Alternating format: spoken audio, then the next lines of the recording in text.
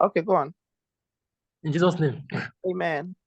our everlasting Father, King of Pilot of Lord, thank you for this opportunity once again to gather here. Father, I ask that as we learn today, we will get more from this, our coordinate in the mighty name of Jesus, and give us Amen. the urge to ask questions that will help us to be good Mhm, freelancers in the community in the mhm, mighty name of Jesus. mhm, For in Amen. Jesus' name we pray. Amen. All right. Thank you very much, Lubem, for that short and wonderful prayer. And I like how you said that you will ask the right questions that will help you to get the needed output. So today's day 3. We started from day 1.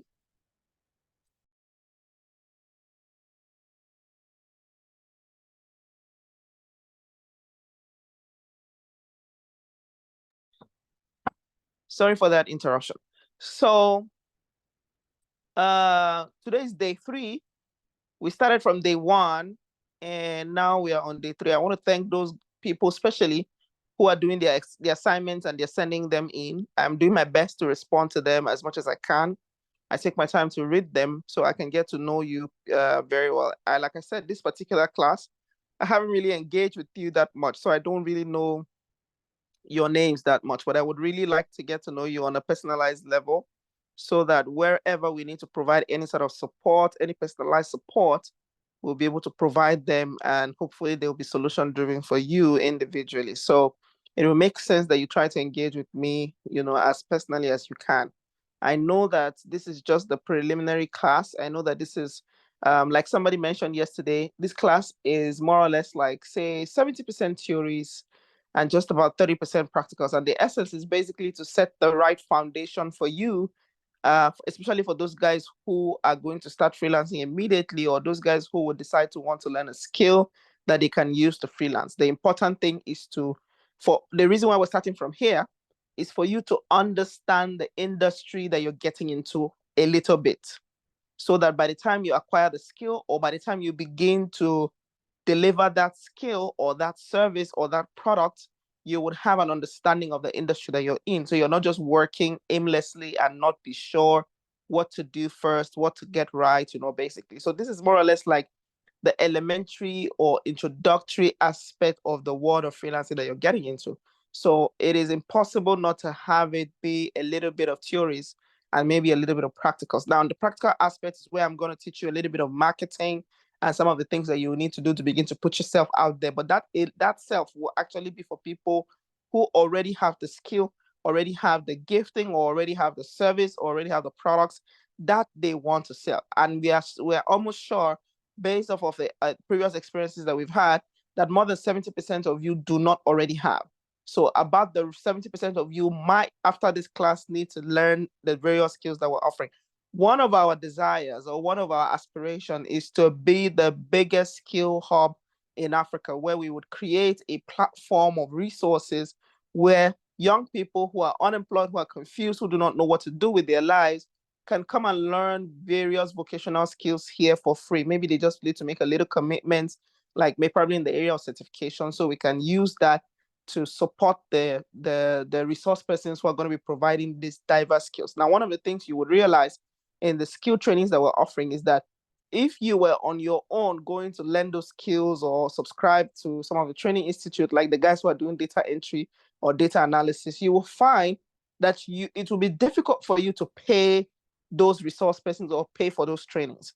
So what we have been able to do is to have or broker a deal with these resource trainers or with these trainers, so that we can offer this training for almost free, so that people can access this training and they'll be able to make the most of it and begin to freelance with it, and thereby, making the most of their lives as freelancers or even as entrepreneurs, so to speak. So we believe that 70% of you here after this training will now go ahead now to do the practicals. Now, it is in that segment of the training that you are going to need to start applying and start getting to do the things that you need to do, to thrive, going forward from there. So, like I said, our classes here in the beginning stage is going to be almost about 70% theoretical and maybe about 30% of the practical aspect that you need to know, to kick off well. So today we're going to be looking at a topic, identifying your value. So the first class on day 1 just talked generally about the freelancing overview, what freelancing is about, what your understanding was before you came in contact with us, and what your understanding is after the conversation or the presentation that we've had. Then day 2 talked about what is your why? Why exactly are you going to be considering freelancing? Is it that you're broke? Is it that you're unemployed? Is it that your salary is not enough for you? Is it that you just want to skill up? Or is it that you desperately need to get something going for your life or for yourself? So most of you responded by telling me what your why was. And some of you also were able to connect to some of the qualities that is required or that is expected for every freelancer to have. So there are basic set of skills. You need to be entrepreneurial in your mindset. You need to be someone who's persistent, who is resilient. You need to be disciplined. You need to be sure that you have the capacity to be independent based off of the benefits and the odds that are available or that are realistic with, the freelancing career. So one of the things that I admired with what happened in the day 2 was that some of you were able to identify, or at least would be able to spot whether or not freelancing is for you or not. And like I said, just like every profession, not everyone should have the capacity to be a doctor. Not everyone understand mathematics so much that they can, be certain profession that, requires mathematics to a certain degree.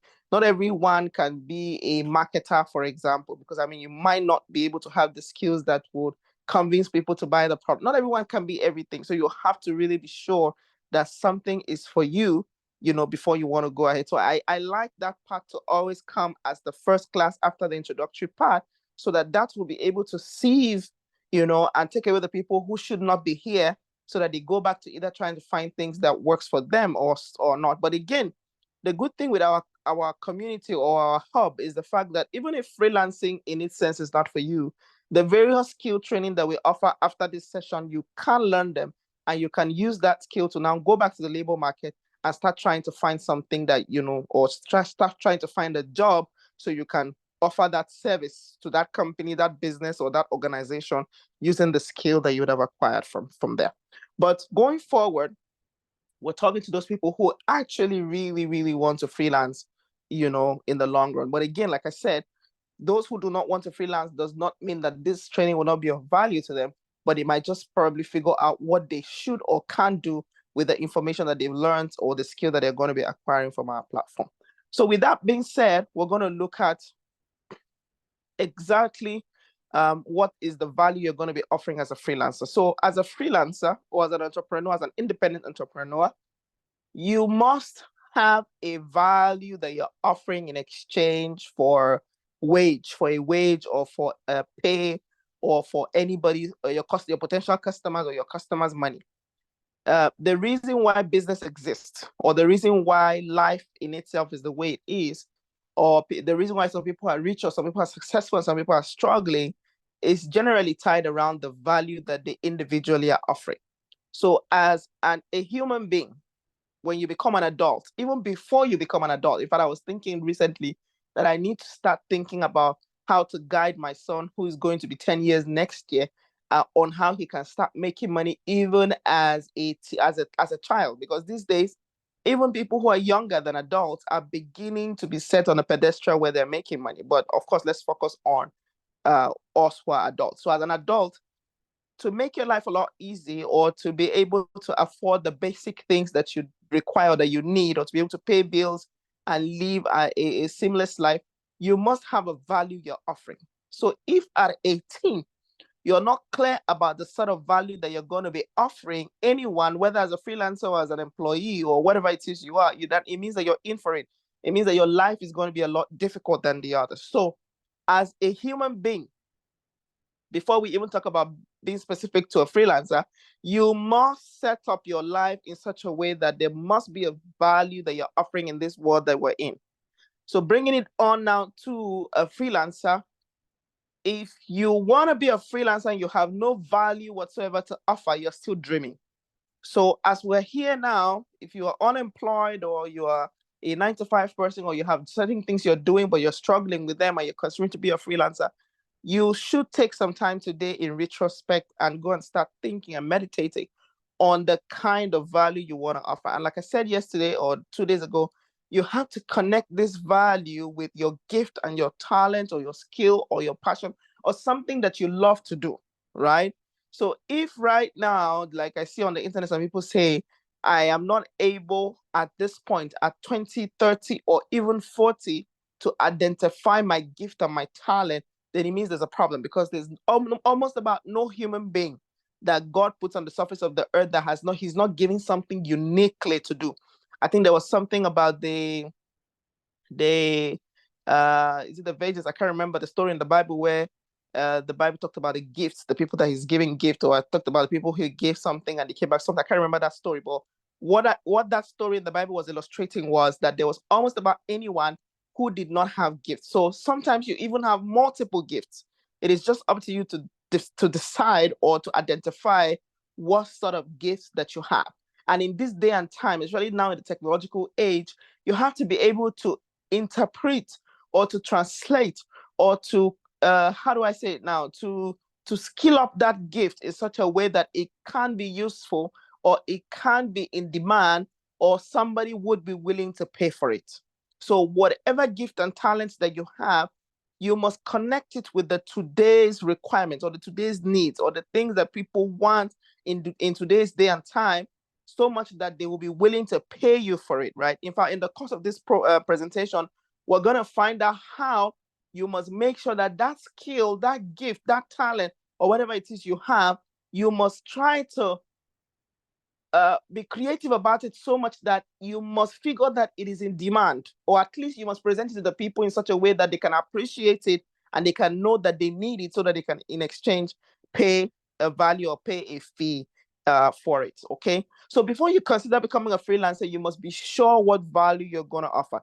You must be convinced deep within yourself that you can solve a problem that is a pain point to your customers or your potential customers. So one of the things that I try to do, or one of the things that I do anytime I'm trying to find a business idea or trying to solve a problem, is sometimes I look in retrospect to find out what are the problems that I am currently facing, or what are the number of problems that I have. And it is impossible for any human being, or almost impossible for any human being, to be the only one who has a particular problem. So sometimes if you have a particular problem, you have a particular need, you have something you're looking for, you're struggling with, there is a tendency that there's going to be millions of other people who have the same experience or who have the same problems. So if you are able to think about a way to find a solution to that problem for yourself, there is a high tendency that that solution you've provided can be a business, because it's going to be a need as well. Because the fact that you had that need, you had that problem, and you found a solution, it means that somebody will be willing to pay for that similar solution, especially if that solution actually solved that problem effectively. So sometimes you want to look around your environment and try to check, what are those problems that I have, or what are those problems that people have, or what are those services that is in high demand, or what are those things that I love to do that I think that if I do it for people, they will appreciate. You have to have that thought. So if you are here and you don't have that clarity, tonight would be a good time to want to have you sit down quietly. If it means waking up at night, in fact, that works for me a lot. Sometimes at 1 a.m. where everybody's sleeping, 2 a.m., most of my productive hours are in the night. And sometimes you just get some divine discovery or divine revelation that comes when you are in your quiet moment. So take some time and think about it, especially if you're in this training and you're in that place where you're frustrated and you feel like you're really not, making the kind of income that you really wish you can make, or you have the potential to make. Then you really want to take some time, some solo moment, to think about the things that you're sure, or that you think you have the capacity to be able to do. So one of the things you should also do is that if you decide on the products or on the services, now I'm going to be using products and services interchangeably because they're the same thing. Services can also be productized. What I'm doing to you, what I'm having, this conversation we're having right now, is a product. Okay, is a freelancing course, and it's called something, and that's the reason you have come here, to take it, right? So you have to have a name for that product, and there has to be a clear statement that describes that product. So you must be able to, in a clear statement, explain the benefits of your products or services. You must be able to say how it solves problems, or how it solves the people's problem or the customer problems, and how the customers are going to use it. So you must be able to describe all of these things, and why your own service or your own product is better or different from other people who are offering something similar, because there's nothing that you're going to offer in this world under the surface of the earth that has not been done before. There's always somebody who must have done something like what you want to do, or something similar, or even the exact same thing that you want to do. But again, because you are John, because you're Alice, the way you are doing it would definitely be different from the way other people will do it. And you should be able to communicate that in very clear terms, okay? But most importantly, you also want to prove to the customers or the potential customers why they should buy it from you, why they should not buy Ajinomoto instead of no. Or, I mean, if your product is a no, why should they buy your no rather than Ajinomoto? So you have to be clear about what your products do differently. In fact, even this example that I gave, I'm sure it already rings a bell in your head, because there's a differentiation between no and Ajinomoto. There's a group of people who can use Ajinomoto. There's a group of people who can use no. In fact, only recently we began to even see some re-education about Ajinomoto that we didn't really used to know. That's a story for another day. But there's something that differentiates Ajinomoto from no, and you must be willing, or you must find a way to make that explicitly clear. It is that clarity, okay, that makes the people choose to buy from you rather than buying from somebody else. So in essence, you have to be clear about what you're offering, what your products or your services are. It has to, if I'm going to spend the next 2 slides trying to insist and impress upon that. So, but there are 3 important factors to note when you're trying to make clarity about the products or the services that you offer. First of all, you want to say what exactly is the thing that you're offering. For my case, for my product, I'm offering a training service. So when I put the information out there and I asked people to help me share, it was evident that it was a training that I was offering, right? So you already knew you were coming here to partake in a training or in a course. So it was clear to you that my service was a training product, okay?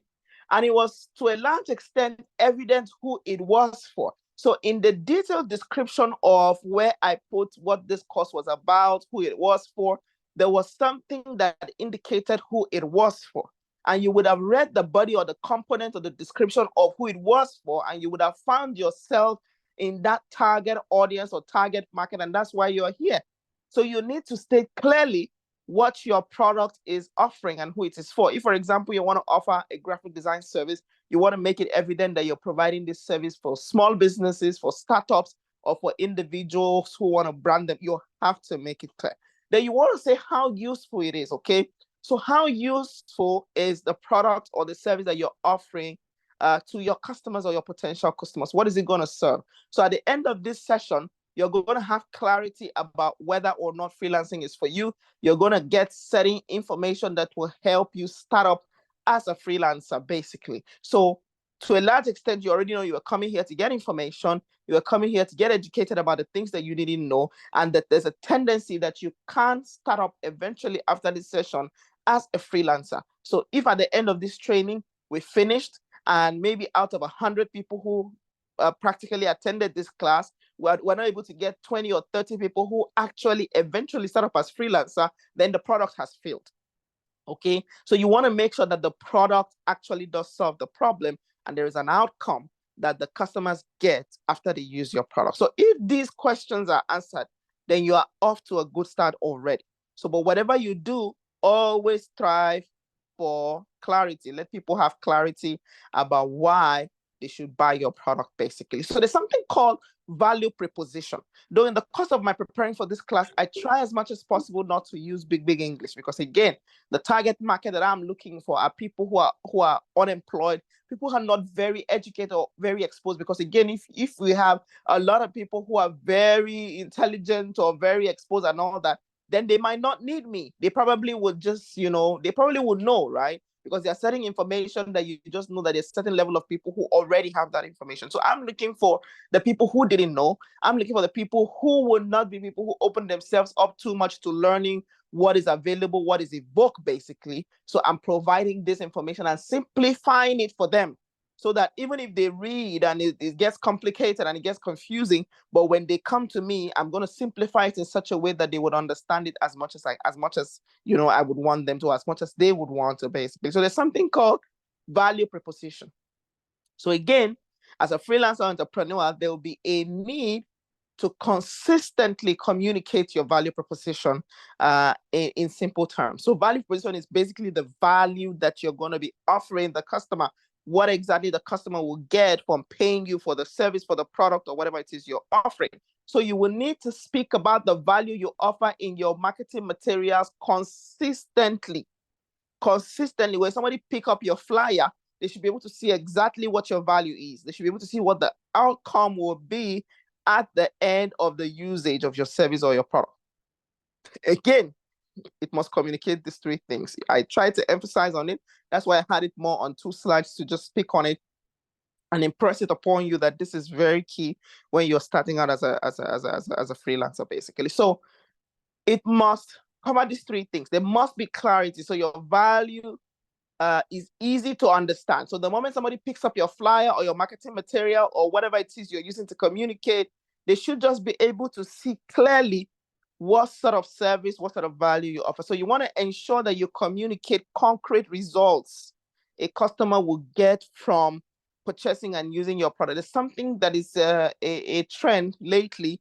It is a trend on the internet. It says what I ordered versus what I got. So it means that before the customer even wants to order the product, he or she already has an idea the kind of products or the kind of service or the kind of output they hope to get. And when you deliver something that is not exactly what they ordered, they know.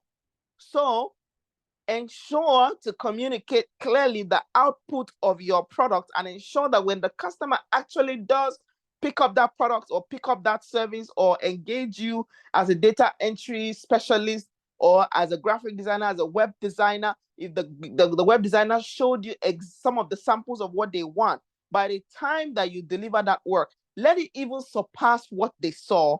Let them be impressed more about what you delivered versus what they saw in the beginning, okay? So you must want to communicate the concrete results that the customer will get from purchasing your product. Now, finally, you want to say how your product or service is different. Like I said, I emphasized on it because I want you to get it. I want it to sink. So your product must be different or better than your competitors offer. So before you start doing anything also, you want to check to see what the people who are doing similar things like what you want to do are doing. And then you want to see how you can beat them, how you can do it a lot better or at least different. So that difference would be what somebody would choose you for. For example, what I'm doing here, there are quite a lot of people who are doing it on the internet today, right? I mean, they're providing digital courses, they're providing training services, they're providing all kinds of things, right? But I'm using a whole different branding platform. I'm offering this training at this point for free. I am particularly interested in a group of people. I'm not interested in just people who want to just buy my product as a commercial product, right? Most people who are training just want to tell you, give me money and I'll give you this, right? For me, I am more interested in the impact. I'm more interested in sharing this information so that more people can learn about these opportunities that are very available in the freelancing world and can take advantage of it, not necessarily because of the income, but of course, there are other things that I do for money, right? I have other trainings that are really expensive. In fact, only today we're reviewing some of our health courses and we're going to be charging quite a lot. That's something that I do as a business. I also have a travel consultancy firm that I don't charge cheap. I charge really high so that people who want to buy that service will know the value that I'm putting into that. But at the end of the day, that they get results. And most times when you charge considerably, you are also going to be very committed to delivering. And by the time you deliver, the client is happy, you are happy, and then you get enough profit for it. So aside from what I'm doing here voluntarily, I also do other things that I feel like are more are income generating, that satisfies me basically. So my competitors are offering this sort of training packaged properly and are selling it for 100K, 50K, and stuff like that. But I decide that this is what we want to do because impact is our main focus whilst we do other things that are revenue generating. Of course, we still make a little small fees from here, maybe from those guys who decide to subscribe for the certificates as on the option basis, so we can gather that, and basically use that to compensate our resource. But not so much comes from there, but at least it keeps the program going until we're able to find funders. And once in a while, we also do a bit of impact project. We provide seed funding for some of our entrepreneurs who join the community.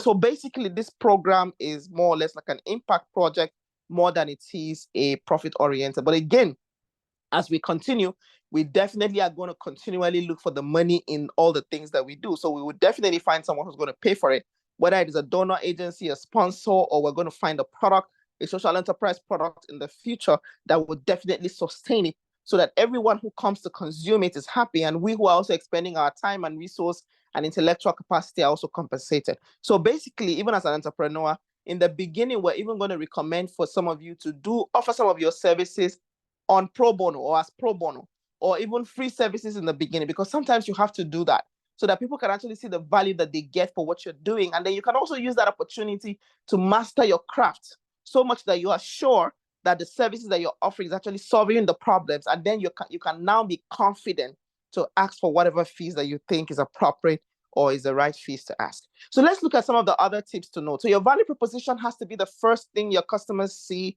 when they approach you or when you approach them. So if you are going to be asking, sending proposals, doing marketing campaigns, getting people to know about what you're doing, when they see you, the first thing they should see is your value proposition. What value am I going to get from what you're selling? Okay. That it should be visible on all entry points or all your marketing and branding material. So when they see your flyer, communicate your value proposition immediately. Freelance trainings for beginners. In fact, for the beginners, you already know that these are the people I'm looking for, right? The cost is for free. They already know they're getting the value for free. The output is this and that. They already know. The target market is this. And so make sure that your value proposition is communicated on all your marketing. And though sometimes you might not necessarily have to put everything on the flyer, right? And that's the reason why, thank God for internet. The internet makes your post or other platforms user-friendly so much that you can post the main caption that attracts the people, and you can give them more details on other materials when they ask for more. But most importantly, let them see your value proposition just at the sight of seeing your publicity material. So this is the only thing that will get customers to keep coming to you. They keep coming back to you over again when they see your value or when they see what is different, what you do differently from others. So you are getting it wrong if your value proposition make people do or makes them overthink before deciding what your product is about or what your service is about. So if they begin to think that they might not need it, or they're trying to wonder whether they need it, or they are trying to overthink before they buy your product, it means that something is wrong somewhere. It means that you're not communicating clearly. It means that there's some piece of information that is missing, or that there's some unclarity that is embedded somewhere that is making them not decide. The only time that I can pardon for them to be confused is only when they do not think that they have the problem. And that's where some level of education about what your product is about. If your product is new in the market and is solving a particular problem, or your service is solving a particular problem that people didn't know they needed. For example, if you're a graphic designer and the people who have shops or small businesses around your area do not think they need to be on social media, and you start going to them and tell them, hey, people can learn about the products or the services that you have, and I can help you get to be online. That way it's okay for them not to understand immediately. And it is now your duty to educate them to make sure that they understand that they need your product or your service. So if they have to read a lot of text to understand your offering, then you are getting something wrong. So a sufficient amount of information is supposed to let them quickly understand what your product is basically about. Now, before you choose the problem you want to solve, consider how relevant the product is. Okay, do people really need it? Okay, consider what specific value is going to be offering, and consider how different it is from other people. So on a final note, I'm going to say a few things, but we're going to come back and take some questions. But one thing I want you to know is that freelancing career is a good choice to make, but it takes hard work. But before you choose any area you're going to dive into, ensure that your service and your products are in demand and people really do need it. And ensure you provide the value that people need, or the problem